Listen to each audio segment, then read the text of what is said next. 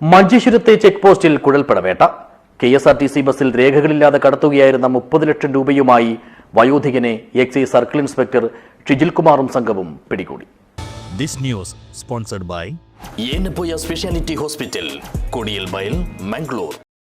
വ്യാഴാഴ്ച രാവിലെ 9:30 കുഴൽപ്പണവേട്ട.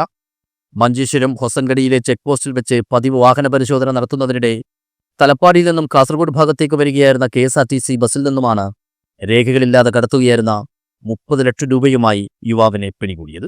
മലപ്പുറം ജില്ലയിലെ പെരിന്തൽമണ്ണ താലൂക്കിൽപ്പെട്ട മങ്കട വടക്കാങ്കരയിലെ ഹംസ എന്ന 64-കാരനാണ് രേഖകളില്ലാതെ പണം കടത്താൻ ശ്രമിച്ചത്. എക്സൈസ് സർക്കിൾ ഇൻസ്പെക്ടർ ഷിജിൽ കുമാറിന്റെ നേതൃത്വത്തിലാണ് ഇയാളെ കസ്റ്റഡിയിലെടുത്തത്.